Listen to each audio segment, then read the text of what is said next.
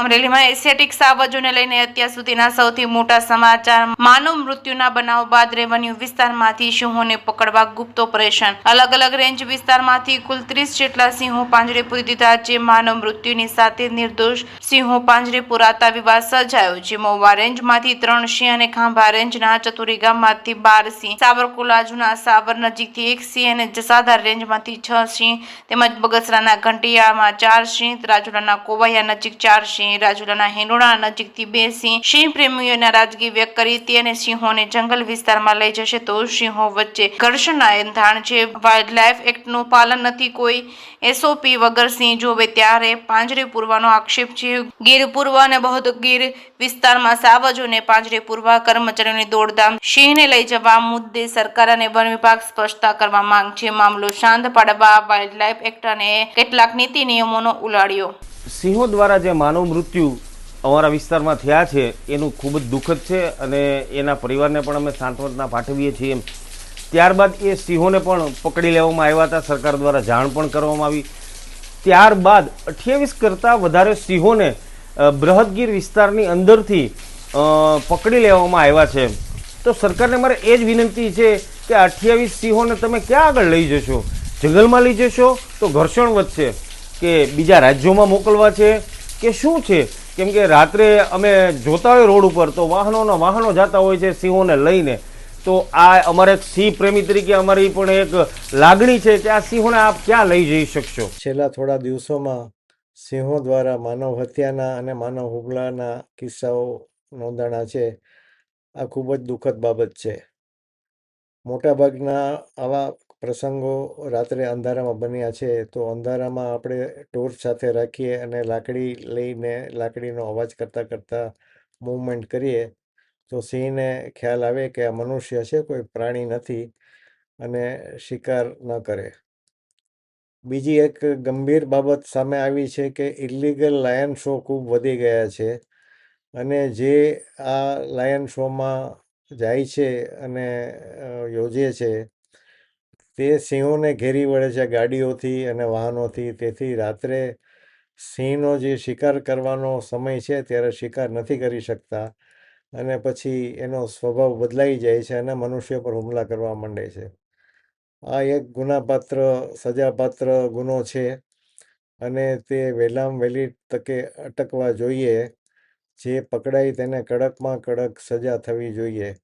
25-50 હજાર રૂપિયાનો દંડ કરીને છોડી દઈએ તો એ તો પાછા આમાંથી કમાઈ લેશે. એને જેલની સજા થવી જોઈએ. બીજી એક ગંભીર બાબત છે, હમણાં જાણવા મળ્યું છે કે સિંહોનું માસ કેપ્ચરિંગ કરવામાં આવી રહ્યું છે. જે કોન્ફ્લિક્ટમાં ન હોય તેવા સિંહોને પણ જો પકડી અને આજીવન કેદ દેવામાં આવે અથવા તો ગીરના જંગલમાં છોડવામાં આવે બીજા સિંહોની ટેરિટરીમાં, તેનાથી પણ ઘણી મુશ્કેલીઓ સર્જાશે. આ મુશ્કેલીનો, આ પરિસ્થિતિનો નિરાકરણ વૈજ્ઞાનિક ઢબે થાય તે જરૂરી છે. મળતા સમાચાર મુજબ જે પ્રમાણે હાલમાં ગીર પંથક અને બૃહદ ગીરની અંદર જે એશિયાઈ સિંહોને ધડાધડ પકડવામાં આવી રહ્યા છે. વન વિભાગ કોઈપણ જાતના આયોજનો વગર જ્યારે સિંહોને પકડી રહ્યું છે એ ખૂબ જ ગંભીર બાબત છે. કેટલીક દુઃખદ ઘટનાઓ બની છે. સિંહોએ મનુષ્ય પર હુમલા કર્યા છે અને એમનો ભોગ લીધો છે. તો જે કસૂરવાર સિંહો છે એને પકડવાની જગ્યાએ અન્ય રેન્જો કે જ્યાં આગળ કોઈ હુમલા થયેલ નથી અને જ્યાં આગળ વર્ષોથી શાંતિનું વાતાવરણ છે એવી જગ્યાએથી પણ સિંહોને પકડવામાં આવી રહ્યા છે. કોઈપણ જાતનું વાઇલ્ડલાઇફ એક્ટનું પાલન થતું નથી અને અત્યાર સુધી માહિતી મળતા 30 જેટલા સિંહોને અલગ અલગ વિસ્તારમાંથી પાંજરે પૂરવામાં આવ્યા છે. તો આ ખૂબ જ ગંભીર બાબત છે. વન વિભાગ સિંહ સંવર્ધન, સિંહ વ્યવસ્થાપન ની અંદર નિષ્ક્રિય પુરવાર થયું છે. એનો ઢાંક પીછોડો કરવા માટે સિંહોને પકડી અને પાંજરે પૂરી અને માત્ર સંતોષ મનાવી રહ્યા છે. અત્યારે જે વિવાદ થયો છે કે મનુષ્ય પરના હુમલાનો, તો એ બાબતમાં કોઈપણ જાતના સંશોધનો કર્યા વગર માત્ર ને માત્ર ધારી ગીર પૂર્વ અને શેત્રુંજી ડિવિઝન આ જે બંને વિસ્તારની અંદર સિંહોને ધડાધડ પકડવામાં આવી રહ્યા છે અને અત્યારે એવી પોઝિશન કરી છે કે સિંહ દેખો ત્યાંથી એને પકડો આ રીતની જે નીતિ વન વિભાગે અમલમાં મૂકી છે તે ખૂબ જ ગંભીર બાબત છે. આ સિંહોને પકડી અને તમે ક્યાં આગળ રાખશો? અને આ સિંહોને જ્યારે તમે પકડી અને જંગલમાં છોડવાની વાત કરો છો તો જંગલની અંદર જે રહેલા સિંહો છે એની સાથે ઇન્ફાઇટ થશે અને આ સિંહો બંને સિંહો વચ્ચે સંઘર્ષ થશે, ઘર્ષણ થશે, તો એનો જવાબદાર કોણ થશે? જે પ્રમાણે વર્ષોથી રેવન્યુ વિસ્તારની અંદર સિંહો આવ્યા છે અને બૃહદ ગીરની જે રચના કરી છે ત્યારબાદના એના વ્યવસ્થાપનો કરવામાં વન વિભાગ વામણું પુરવાર થયું છે. બૃહદ ગીરની રચના કર્યા બાદ વન વિભાગ અત્યાર સુધી બૃહદ ગીરની અંદર વ્યવસ્થાપનો કરવામાં વામણું પુરવાર થયું છે. જે પ્રમાણે સ્ટાફની વ્યવસ્થા કરવી જોઈએ, જે પ્રમાણે પેટ્રોલિંગ થવા જોઈએ તે હાલમાં થતા નથી. ઉપરથી ગેરકાયદેસર સિંહ દર્શન વધી ગયેલા છે. વર્ષો સુધી બીટગાર્ડની ભરતીઓ થતી નથી અને જ્યારે બીટગાર્ડની ભરતીઓ કરવામાં આવે છે તો ત્યારબાદ જે તે વિસ્તારની અંદર ગેરકાયદેસર સિંહ દર્શન કરાવતા બીટગાર્ડ પણ પકડેલા છે અને વનકર્મીઓ પણ પકડેલા છે.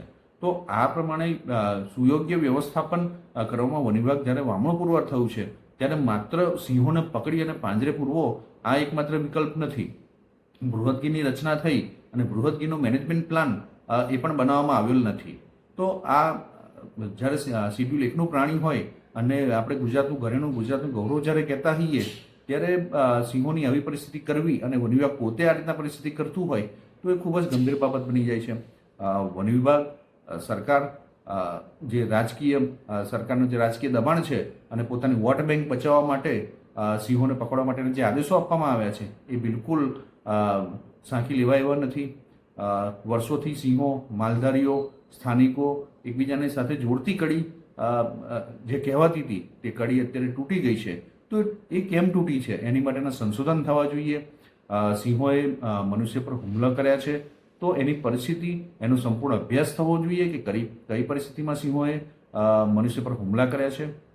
બીજું કે જે પ્રમાણે અત્યારે સોશિયલ મીડિયાની અંદર વાયરલ થવા માટે સિંહોની નજીક જઈ અને રીલો બનાવવાનું જે ક્રેઝ જામ્યો છે અને ગેરકાયદેસર સિંહ દર્શન કરવાનો જે લોકોને ઉમંગ જાગ્યો છે તો એની અંદર વન વિભાગે તાત્કાલિક પગલાં લેવા જોઈએ. આવા જે વિડીયો ફરતા હોય છે સોશિયલ મીડિયાની અંદર તો એની પર બી તાત્કાલિક કાર્યવાહી કરવી જોઈએ. દાખલો બેસે એવી કાર્યવાહી કરવી જોઈએ, નહીં કે માત્ર ઢાંક પીછોડો કરવો જોઈએ. સિંહોની અંદર હાલમાં રોગચાળો આવ્યો. રોગચાળાના આજ સુધી કોઈ પણ જાતના જે મેડિકલ રિપોર્ટ્સ છે એ જાહેર કરેલ નથી. તો વન વિભાગ પારદર્શિતા કેમ નથી રાખતું? માનનીય વનમંત્રીશ્રીએ જે એસઓપીની જાહેરાત કરી કે એસઓપી બનાવીશું અમે, તો એ કેવી એસઓપી બનશે? માત્ર 4 દિવાળીની અંદર એસી ઓફિસમાં બેઠેલા અધિકારીઓ એસઓપી બનાવશે કે સ્થાનિકોને સાથે લઈને કે જે લોકો સિંહની સાથે સહજીવન જીવી રહ્યા છે એ લોકોના પણ મંતવ્યો લેવામાં આવે, માલધારીઓના મંતવ્યો લેવામાં આવે, સ્થાનિકોના મંતવ્યો, સિંહ નિષ્ણાતોના મંતવ્યો લેવામાં આવે, વન વિભાગના અધિકારીઓના પણ મંતવ્યો લેવામાં આવે. માત્ર ને માત્ર એસી કેબિનોમાં બેસી અને એસઓપીનું નિર્માણ ના થવું જોઈએ. અને જે ગંભીર દુર્ઘટના બની છે કે મનુષ્ય પર જે હુમલા થયા છે એની બિલકુલ ઊંડાણથી તપાસ થવી જોઈએ કે કઈ પરિસ્થિતિમાં સિંહોએ હુમલો કર્યો છે. અને જે પ્રમાણે અત્યારે સિંહોને જે ધડાધડ પકડવામાં આવી રહ્યા છે એની પર તાત્કાલિક રોક લગાવવામાં આવે અને યોગ્ય વ્યવસ્થાપન કરવામાં આવે, યોગ્ય પેટ્રોલિંગ કરવામાં આવે. કારણ કે મૂળ વસ્તુ પેટ્રોલિંગ થતું જ નથી. બૃહદ ગીર વિસ્તારની અંદર પેટ્રોલિંગની અંદર પોલમપોલ ચાલી રહી છે. તો આ ખૂબ જ ગંભીર ઘટના છે અને આ જે પોલમપોલ ચાલી રહી છે એની માટેના વ્યવસ્થાપનો વન વિભાગે કરવા પડશે. વન વિભાગે સરકારને કહેવું પડશે કે માત્ર વોટ બેંક બચાવવાની વાત નથી, સિંહો અને સ્થાનિક લોકોને જે ઘર્ષણ થાય છે, જે સંઘર્ષ થાય છે એમાંથી મુક્તિ લાવવાની વાત છે.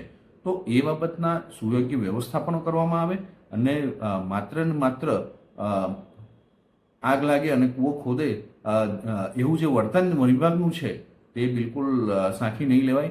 અને તાત્કાલિક આ જે સિંહોને પકડવામાં આવ્યા છે એ કાર્યવાહી બંધ કરવામાં આવે અને જે કસૂરવાર સિંહ છે એને જ પાંજરે પૂરવામાં આવે, નહીં કે અન્ય રેન્જોમાં જે શાંતિથી વિચરતા સિંહોને પકડી અને એને પણ બીજા વિસ્તારમાં નાખી અને એને પણ ઉગ્ર બનાવવામાં આવે.